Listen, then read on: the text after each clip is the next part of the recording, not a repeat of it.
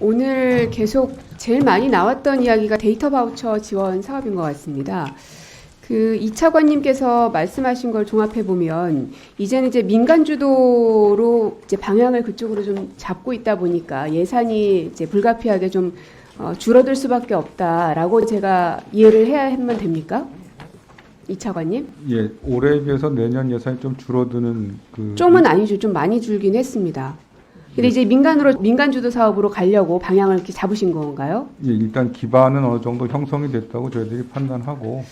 근데 민간 쪽에 기반이 어느 정도 형성됐다라고 말씀을 하시려면 성과가 좀 나와야 되는데요. 제가 보는 이 자료는 그렇지가 않습니다. 왜냐하면 공급 기업하고 수요 기업하고 이제 매칭해 주는 거잖아요, 정부가. 근데 매칭률이 상당히 떨어집니다. 그러니까 한 최초 했을 때는 57%였는데 44, 38, 40 뭐 이렇게 점점 이제 줄어들고 있는데, 물론 이제 전체적인 공급 기업의 숫자도 늘었고 또 수요 기업 매칭 건수도 늘기는 했습니다만, 말씀하신 대로 이게 이제는 정부에서 어느 정도 마중물 역할을 다 했으니 민간으로 넘어가도 되겠다라고 판단을 하시려면 최소한 이 매칭률이 좀 더 높게 나온 상태에서 말씀을 하셔야 되는 거 아닌가.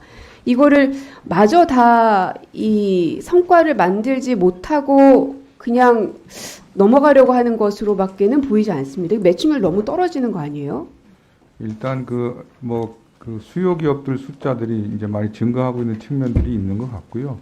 그런 의미에서는 우리 기업들이 데이터에 대한 인식이 많이 좋아지고 있는 그런 상황을 반영하는 것이 아닌가, 이제 그런 생각이 듭니다. 그러면 언제 정도까지 이 데이터 바우처 사업을 진행하실 건가요?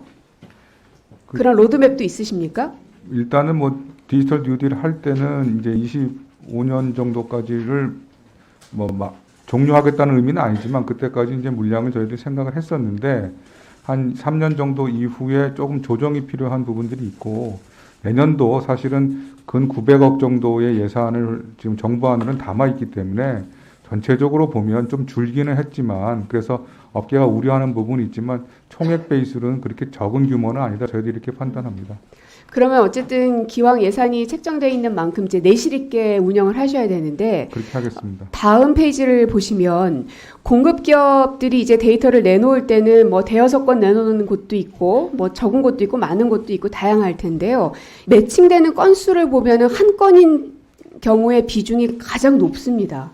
그러니까 이 얘기는 뭐냐면 공급되는 데이터의 질이 좀 문제가 있다라는 것이죠. 수요 원하는 곳들은 굉장히 많은데 이게 최소한 5에서 10건 혹은 이제 100건 이상 되는 곳들도 몇 군데 있기는 한데, 이렇게 많이 매칭되는 것들이 많아야 공급되는 데이터들이 굉장히 양질이구나라고 판단할 수 있는데, 한 건만 나오는 곳들이 이렇게 많다는 거는 좀 공급 기업을 선정하는 데에서도 문제가 좀 있어 보입니다.